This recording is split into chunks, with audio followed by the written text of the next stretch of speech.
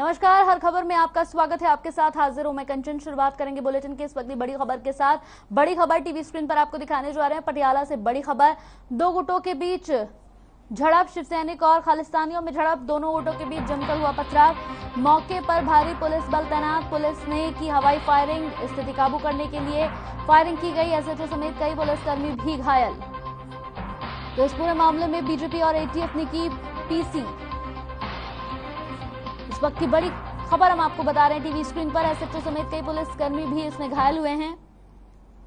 मौके पर भारी पुलिस बल को तैनात किया गया। पुलिस ने यहां पर पूरी स्थिति को कंट्रोल करने के लिए हवाई फायरिंग भी की। तस्वीरें टीवी स्क्रीन पर आपको दिखा दें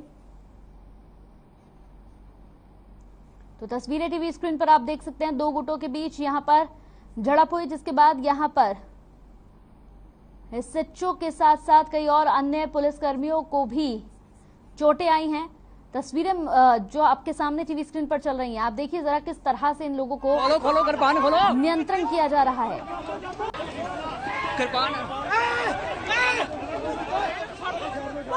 खोलो।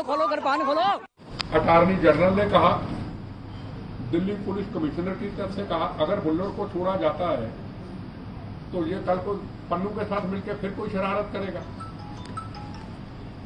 तो वो तो अकेला तो कोई सरकार छोड़ नहीं सकती। ये लोगों को क्यों बेवकूफ बनाया जा रहा है, अखबार वालों के साथ क्यों धोखा किया जा रहा है, मीडिया के अंदर रोज इतने करोड़ों का पेज, उसको खराब क्यों किया जा रहा है। हमें चाहिए कि हम वहां पे रिसर्च करें। इस चीज को लेके मैं आज डॉक्यूमेंट आपके सामने लाया हूं। कितनी देर तक बेगुनाहों के कत्ल करने वाले जो हैं उनके ऊपर पॉलिटिक्स चलती रहेगी। हमारा सिख कौम का इतिहास ऐसा नहीं। मामला है, भ्रष्टाचार को लेकर बीजेपी जीरो टॉलरेंस के ऊपर है। भ्रष्टाचार कहीं हुआ है, कहीं कोई गलती हुई है, सरकार उसको करे, लेकिन पब्लिसिटी के लिए नहीं, कंक्रीट में कुछ निकाल के लाए ना।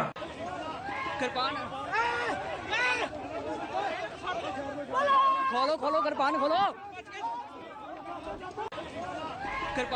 इस पूरी खबर पर हमारे साथ सीधा लाइव यहाँ पर ब्यूरो हेड स्वर्णजीत हमारे साथ जुड़ गए, उनसे बातचीत कर लेते हैं। स्वर्णजीत, जिस तरह से ये पूरा मामला हुआ, यहाँ पर लगातार देखा जाए तो आपस में पथराव भी हुआ है, जिसके बाद एसएचओ समेत कई और पुलिसकर्मियों को भी चोटें आई है। बिल्कुल कंचन, जैसा कि अभी हमारे दर्शकों ने देखा, एक तरफ मनजिंदर सिंह बिट्टा और दूसरी तरफ भारतीय जनता पार्टी के अध्यक्ष अश्विनी शर्मा का बयान आता है और बिल्कुल पुलिस बल को भी चोटें आई हैं। पटियाला का ये मामला हम अपने दर्शकों को बता दें कि दो गुट आपस में भिड़ गए और एक तरफ खालिस्तान के नारे जो है वो लगाए जा रहे हैं, तो दूसरी तरफ हिंदू राष्ट्रवाद के नारे लगाए जा रहे हैं। 2.5-3 किलोमीटर का ये रास्ता था। 2.5-3 किलोमीटर ये नारे लगाते हुए खालिस्तान समर्थक जो है उनकी मंशा जो थी वो मंदिर में प्रवेश करना था, क्योंकि पटियाला में काली माता का, माँ काली का भव्य मंदिर है और आस्था का प्रतीक है, आस्था से जुड़ी भूमि है पटियाला। तो कहीं ना कहीं इसका नाजायज फायदा जो है जो खालिस्तानी समर्थक थे वो कहीं ना कहीं उठाना चाहते। और दूसरी तरफ इस बात की घोर निंदा की है एंटी टेररिस्ट फ्रंट के अध्यक्ष मनजिंदर सिंह सिरसा ने। उन्होंने तो यहाँ तक जो बंदी सिख खासतौर पर बुल्लर की रिहाई को लेकर उन्होंने प्रकाश किया है और उन्होंने कहा कि जो मांग कर रहे हैं कि इस आतंकवादी की कहीं ना कहीं रिहाई होनी चाहिए, मैं इसकी निंदा करता हूँ। ऐसे लोगों की रिहाई नहीं होनी चाहिए। और दूसरी तरफ मुख्यमंत्री भगवंत सिंह मान का ट्वीट भी आता है कि हमने डीजीपी से बात कर ली है और डीजीपी साहब ने हमें ये आश्वासन दिया है कि जो कसूरवार है, जो उपद्रवी है, वो जल्दी सलाखों के पीछे होंगे। लेकिन महत्वपूर्ण बात कंचन ये है कि भारतीय जनता पार्टी ने प्रेस कॉन्फ्रेंस कर ये सवाल पूछा है भगवंत सिंह मान से कि जब बराड़ी गोलीकांड हुआ था तो सबसे पहले भगवंत सिंह मान ने यह प्रश्न उठाया था कि मौजूदा मुख्यमंत्री क्या कर रहे थे। तो आज का जो ये मामला पटियाला का सामने आया है, बहुत बड़ा ये मामला है, तो विरोधी सवाल पूछ रहे हैं कि आखिरकार मौजूदा मुख्यमंत्री क्या कर रहे थे। केवल ट्विटर पर ट्वीट कर देना यह औपचारिकता है और कहीं ना कहीं विरोधी या यूं कहें विपक्षी पार्टियां ये भी सवाल पूछ रही हैं, जो वायदे आम आदमी पार्टी द्वारा पंजाब के लोगों के साथ किए गए थे, वहां लोगों का ध्यान भटकाने के लिए ऐसे षड्यंत्र रचे जा रहे हैं। क्योंकि विधानसभा चुनाव 2022 में पंजाब में पन्नू, जो कि सिख फेडरेशन फ्रंट चलाने वाला, जो कि बाहर यूके में बैठा है, उसने आम आदमी पार्टी के साथ बहुत बड़ी संधि की बात की थी। और कहीं ना कहीं ये तार ऐसा विपक्षी पार्टियां कह रही है, तार कहीं ना कहीं पन्नू के साथ जुड़े हैं। तो पंजाब का माहौल खराब करने का प्रयास किया जा रहा है। कंचन, बिल्कुल, जिस तरह से यहाँ पर अगर देखा जाए स्वर्णजीत, जो खबर सामने आ रही है वो ये भी है कि यहाँ पर जो है मंदिर के बाहर, मंदिर के जो आगे का हिस्सा है उसे पूरी तरह से तोड़ने का प्रयास भी यहाँ खालिस्तानियों की तरफ से किया गया। और साथ ही साथ आपने बिल्कुल सही कहा, मंदिर में घुसने का प्रयास कर रहे थे, जहाँ काफी संख्या में पुलिस बल जो है वो तैनात हो गया था। कहीं ना कहीं बिल्कुल आपने सही कहा कि पंजाब के माहौल को खराब करने का पूरा प्रयास जो है वो यहाँ पर किया जा रहा है। बिल्कुल कंचन, साफ तौर पर, सीधे तौर पर ये सांप्रदायिक ताकतें हैं। कहीं ना कहीं पंजाब में हिंदू सिख भाईचारे को कहीं ना कहीं आहत करने का प्रयास किया जा रहा है। और अभी कुछ ही समय पहले अश्विनी शर्मा, जो कि भारतीय जनता पार्टी के अध्यक्ष है पंजाब के, उन्होंने ये कहा कि मीडिया को भी ऐसे सवालों को पूछना नहीं चाहिए। उन्होंने ये सवाल मीडिया से भी किया, क्योंकि कहीं ना कहीं ये सवाल अगर चैनल पर दिखाए जाएंगे तो कहीं ना कहीं आपसी मतभेद जो है वो बढ़ ना जाए। जी हाँ, मंदिर के प्रवेश द्वार पर जाकर के पत्थरबाजी भी की गई और उपद्रवियों ने जानबूझकर षड्यंत्र तरीके से भीतर प्रवेश करने का प्रयास किया।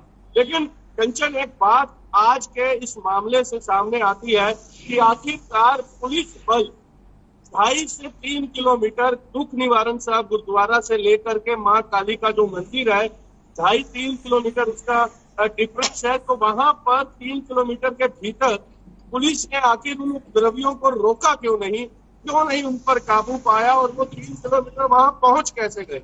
ये सवाल जो है कहीं ना कहीं प्रश्न चिन्ह जो है पंजाब पुलिस पर खड़ा करता है।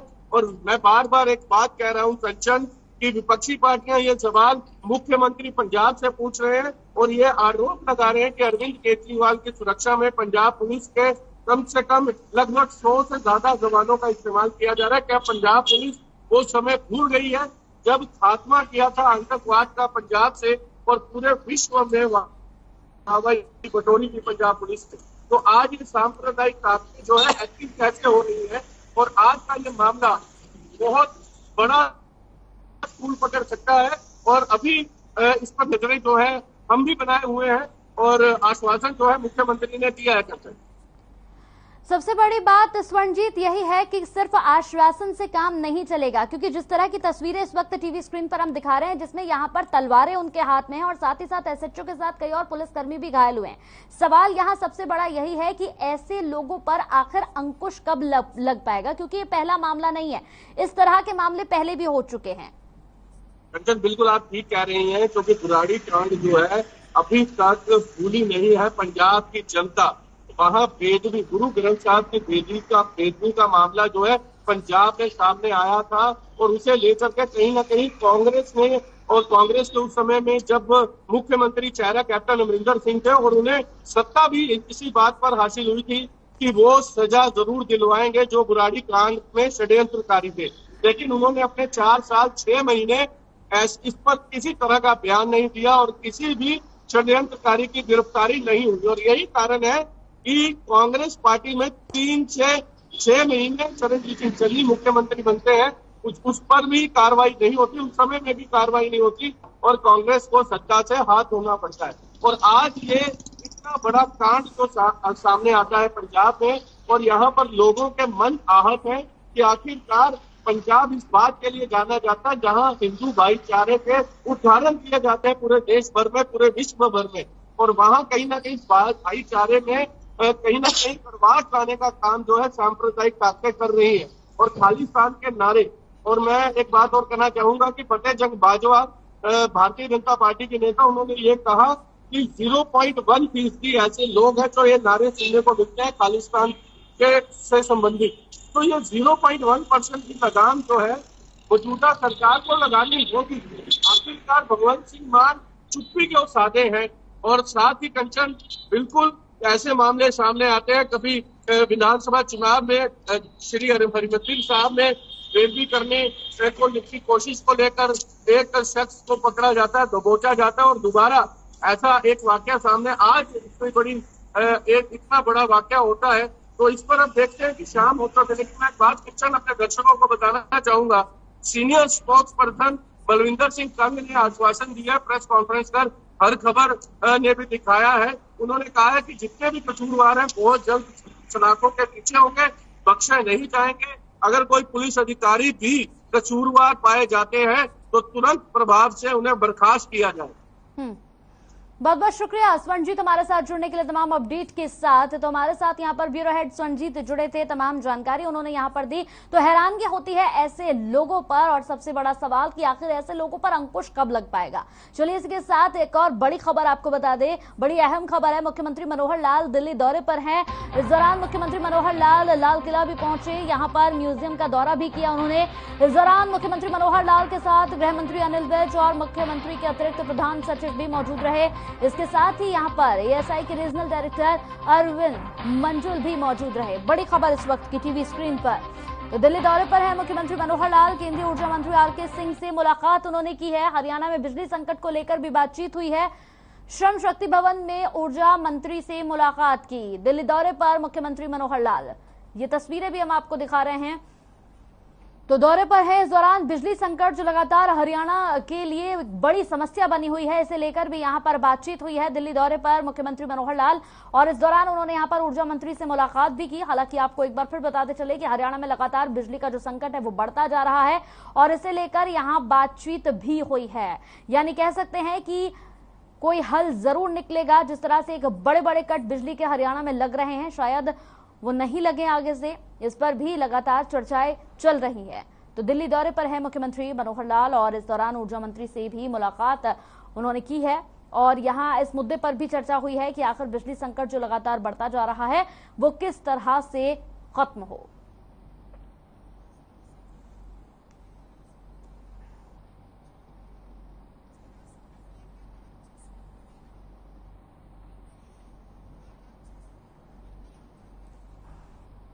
तो मुख्यमंत्री मनोहर लाल दिल्ली दौरे पर हैं और इस दौरान मुख्यमंत्री मनोहर लाल लाल किला भी पहुंचे। यहां पहुंचने के बाद उन्होंने म्यूजियम का दौरा भी किया। इस दौरान मुख्यमंत्री मनोहर लाल के साथ गृह मंत्री अनिल विज और मुख्यमंत्री के अतिरिक्त प्रधान सचिव भी मौजूद रहे। साथ ही एएसआई के रीजनल डायरेक्टर भी मौजूद रहे।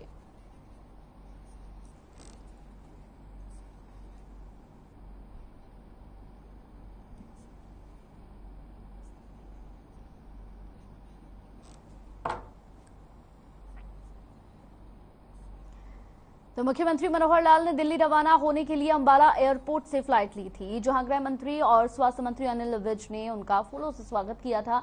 इसके बाद स्वास्थ्य मंत्री अनिल विज यहां कैंसर अस्पताल की तैयारियों का जायजा लेने पहुंचे। विज ने बताया कि 9 मई को बीजेपी के राष्ट्रीय अध्यक्ष जेपी नड्डा कैंसर अस्पताल का उद्घाटन करेंगे। साथ ही उन्होंने बताया कि इस मौके पर मुख्यमंत्री और अन्य गणमान्य लोग भी पहुंचेंगे उद्घाटन समारोह में। ये एक भव्य कार्यक्रम होगा।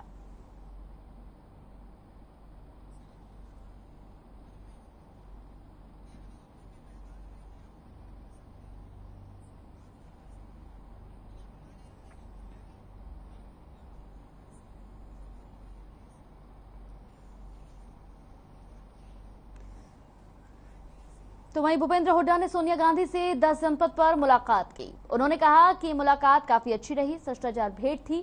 बता दें कि इस दौरान उनके साथ प्रदेश अध्यक्ष उदय भान भी मौजूद रहे और हरियाणा के राजनीतिक हालातों पर चर्चा हुई। साथ ही उन्होंने कहा कि कांग्रेस के बीच कोई अंतरकलह नहीं है। कांग्रेस अध्यक्ष से मुलाकात की, क्या रहा सर बाहर आ जाते, ऊपर विश्वास रखता है, हमारे पे विश्वास सर बाहर आ जाते, उनको ये कहने के सर अनिल विज कह रहे हैं कि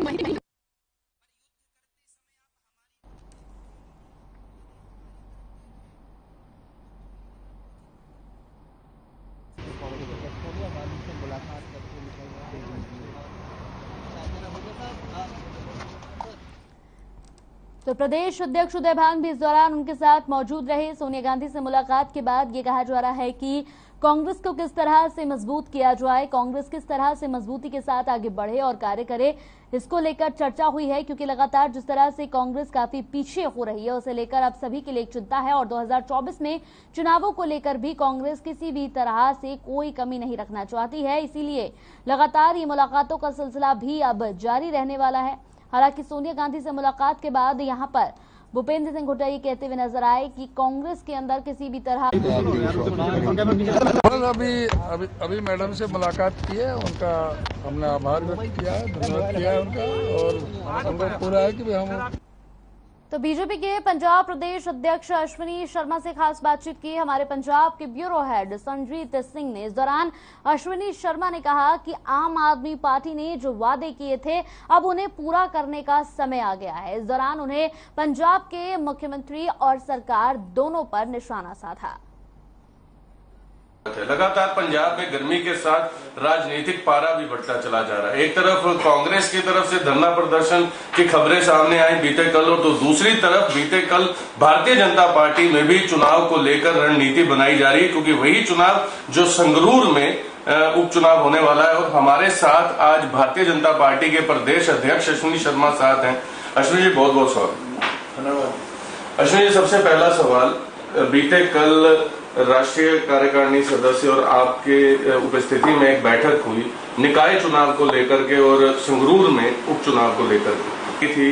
अकाली दल उसके अलावा चुनाव लड़ने वाली है, तो कैसी तैयारी है सबसे पहले संगरूर को लेकर? ऐसा है कि भारतीय जनता पार्टी लगातार चलन वाला संगठन है, और उसके अंदर चुनाव चाहे नगर निगम का हो, चाहे नगर पालिका का हो, चाहे विधानसभा और लोकसभा का हो, ਅਸੀਂ उतने ही उत्साह और उतनी हिम्मत नाल लड़ते हैं जिदा लड़ना चाहिए।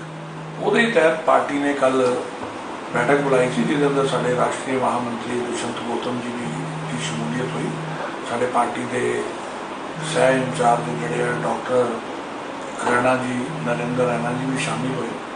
असी पार्टी के कुछ बड़े नेतावां की ड्यूटी इंचार्ज और को इंचार्ज के रूप के अंदर नगर निगम के चुनावों लिए और लोकसभा के उपचुनाव जो संगरूर का होना वो लगाई है, और उन्होंने बैठ के चर्चा की है कि जमीनी स्तर से संगठन को लैके या चुनाव संबंधित जो तैयारियां हैं अपने अपने इलाके च जाके हर विधानसभा के हिसाब नाल उन्होंने तैयारियां शुरू पार्टी करे, ताकि जो भी चुनाव की घोषणा होती है पार्टी उसकी तैयार वर तैयार। संगरूर जो सीट है, लगातार 2 बार भगवंत सिंह मान वहां पर सांसद चुन करके गए और बहुत बड़ा मार्जिन है।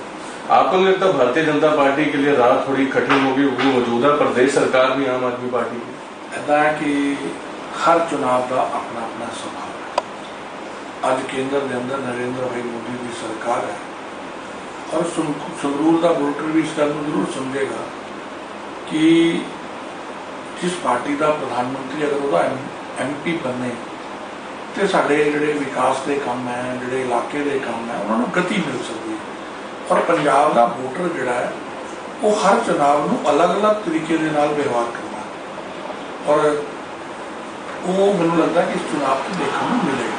तो अरविंद केजरीवाल विधानसभा चुनाव में एक वायदा पंजाबियों के साथ करके गए थे कि जिस दिन आम आदमी पार्टी की सरकार प्रदेश में आ गई कोई भी किसान खुदकुशी नहीं करेगा, लेकिन जैसे ही सरकार बनी 17 किसानों ने अब तक खुदकुशी कर चुके। ये जी कला किसानों का मामला नहीं है, ये सरकार झूठ का पुलंदा है, और ये सरकार जी है मैं तो कहना इस हद तक चल जाती है झूठ बोलने च, इन्होंने ना मास्टरी है। अगर कोई मैडल बनया है ना कि झूठ सब तो ज्यादा कौन बोल सकता, तो उन्होंने इनाम देना, तो मैंने लगता है आम आदमी पार्टी वो इनाम जरूर जीतेगी। पहला वादा पूरा 25,000 कच्चे मुलाजम पक्के करते जाएंगे, होया एक भी कोई योजना बनी है? दूजा वादा पूरा भ्रष्टाचार 10 दिन से समाप्त हो। केजरीवाल जी भी जाके बोलते हैं हाथ खड़े कर करके, भगवंत मान ने 10 दिन में भ्रष्टाचार खत्म करता। पंजाबियों से कुछ खत्म होएगा नहीं ना, चलो इन्ना ही ला दो जो टोल नंबर दिता सी भाई किन्नियां कालां हुण तक तुहानूं आईयां ते किन्ने दा एक्शन है। इस करके ये सरकार केवल मैनूं लगता है चुनावी मूड तो बाहर नहीं आ रही हूं तक, और इन्होंने लगा कि जिला चुनाव के अंदर घोषणा करके गारंटियां दे के हूं अभी रोला पा के कही जाओ अं गारंटियां पूरी कर रहे हैं, जमीनी स्तर से कुछ नहीं, जिसका बाजा बजना चालू हो गया। लेकिन बार बार अरविंद केजरीवाल केंद्र पर निशाना साध देते थे अगर दिल्ली में किसी तरह की खामी होती थी। अब पंजाब में बिजली संकट बढ़ता चला जा रहा है, 24 घंटे में कई स्थानों पर केवल 3 घंटे बिजली आ रही है। अब तो केंद्र पर निशाना नहीं साध सकते, बिजली मिल नहीं रही, कोई नहीं। एक पद की गरिमा होती है, पद की गरिमा का ध्यान रखना हर एक व्यक्ति की जिम्मेदारी। बहुत बहुत शुक्रिया। ये थे प्रदेश अध्यक्ष अश्विनी शर्मा। बहरहाल अभी दीजिए इजाजत, देखते रहे हर खबर। कैमरा पर्सन हरदीप के साथ मैं स्वर्ण, चंडीगढ़ से। तो लुधियाना के एक सामान्य परिवार के व्यक्ति रवि बाली का उस समय खुशी का ठिकाना नहीं रहा जब उनका 1 करोड़ की लॉटरी का इनाम निकला। रवि बाली ने कहा कि वो बचपन से ही मेहनत मजदूरी करते आए हैं और स्वभाव से एक यहाँ पर सबकी मदद करते हैं। यही वजह है कि लोगों की दुआओं में उन्हें ये इनाम राशि जिताई है। रवि बाली से खास बातचीत की पंजाब से हमारे ब्यूरो हेड स्वर्णजीत सिंह ने। एक बात किसी शायर ने क्या खूब कही है, देने वाला जब भी देता देता छप्पर फाड़ के, और जब भी वो देता है बिना किसी अंदेशे के, बिना किसी उम्मीद के दे ही देता है।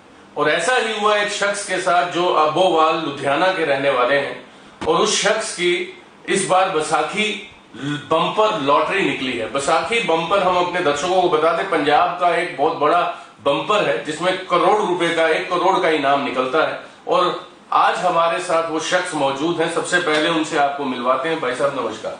नमस्कार जी, जय श्री राम, जय माता दी। आपका शुभ नाम क्या है? मेरा नाम रवि बाली है जी, मैं लुधियाना को बिलोंग करता हूँ और मेरा केबल टीवी का व्यवसाय है। वालिया साहब, आपका बम्पर निकला और अमूमन ये देखा जाता है जिसके पास करोड़ रुपया आज के समय में सामने आ जाए तो वैसे ही पांव जमीन पर नहीं लगते, और आप तो बहुत शांतमय ढंग से बैठे हैं। और कैसे ये लॉटरी डाली और कैसे ये बम्पर निकला, ये हमारे दर्शक भी जानना चाहेंगे। देखिए, गुरु ग्रंथ साहब की कुछ लाइनें हैं, मैं यहाँ पे कहना चाहूँगा कि मैं नीवा मेरा मुर्शद उच्चा, असी उच्चियां संग यारियां लाइयां, सदके जावां मैं ना उच्चियां ते जिन्ना नीवियां संग निभाइयां। सो ये भगवान श्री राम माँ वैष्णो देवी का चमत्कार ही हुआ। मैं बहुत गरीब फैमिली से बिलोंग करता हूँ। मेरे पिताजी PWD B.Ed में एज 4th क्लास एम्प्लॉय थे और मैंने बड़ा स्ट्रगलिंग टाइम देखा है। तकरीबन मेरे माताजी जो घरों में काम करके वहाँ से जो कुछ पैसा कमा के लाते थे, उन्हीं पैसों से हम लोग घर का गुजारा करते थे। तकरीबन पढ़ाई के टाइम पे जो कपड़े वहाँ से मिलते थे फटे हुए जैसे भी, उन्हीं कपड़ों में गुजारा किया। पट्टी वाले स्कूल में, सरकारी स्कूल में मैं पढ़ा हूँ, लेकिन ज़िंदगी में एक विश्वास था भी कभी न कभी तरक्की जरूर करेंगे, इसलिए मैंने कभी भी एफर्ट करना नहीं छोड़ा। इवन कि मैंने न्यूज़पेपर सप्लायर का काम भी किया है, ऑर्केस्ट्रा में भी जॉब की है, चाय की कैंटीन चलाई है, एज ऑपरेटर काम किया है कंप्यूटर, और मैंने तकरीबन 17 साल गणपति ज्वेलर पे एज ए ऑपरेटर भी काम किया है। तो वालिया साहब, आपने कहा इतनी मेहनत की, आपने बिल्कुल जमीनी स्तर से अपनी जिंदगी शुरू की, क्या जिस हिसाब से आपका बम्पर निकला है इस पर डिपेंड तो नहीं रहे कि यार मेरा लॉटरी निकल जाए कि काम तभी करूंगा? ऑलरेडी मेरे बच्चे बहुत अच्छे स्कूल में पढ़ रहे हैं। मैं निरंतर कार्य करने वाला, निरंतर अपने कर्म पे विश्वास रखने वाला आदमी हूँ, लेकिन मुझे पता था कि जैसे कार्य मैं करता हूँ वैसे भगवान एक न एक दिन जरूर कोई ना कोई चमत्कार करेगा, क्योंकि इस चमत्कार के पीछे भगवान के साथ साथ मेरी वाइफ का बहुत बड़ा हाथ है। वो बड़ी धार्मिक प्रवृत्ति की हैं। राजनीति में होने की वजह से घर में तकरीबन रोज 100 से 200 लोग खाना खा के जाते हैं, लेकिन कभी भी हमने रेडीमेड खाना नहीं मंगवाया। मेरी वाइफ हमेशा अपने हाथ से ही खाना बनाती है, चाहे कोई भी आ जाए तो हमने अपने घर का खाना ही उन्हें खिलाना है। तो हमारा कार्य ही सेवा करने का है। तकरीबन परिवार में सब लोग पढ़े लिखे हैं। कभी है तो मैं वाल्मीकि समाज से बिलोंग करता हूँ, लेकिन घर में कभी किसी ने झाड़ू की नौकरी नहीं की, और मैंने तकरीबन 8-10 लोगों को भगवान वाल्मीकि सेवक संघ के माध्यम से उन्हें लॉ ग्रेजुएट भी करवाया है। लेकिन आपने कहा कि 100 से 150 लोग तो खाना रोज खा के जाते हैं भगवान की कृपा से, लेकिन जब से लॉटरी निकली, जब से बम्पर निकला है, लोगों और दोस्तों का आपके प्रति किसी तरह का बिहेवियर में बदलाव आया, या ऐसे किसी रिश्तेदार ने फोन किया जो बहुत सालों से फोन भी नहीं करते थे, हालचाल भी नहीं पूछते, और आज अचानक उन्हें याद आ गई?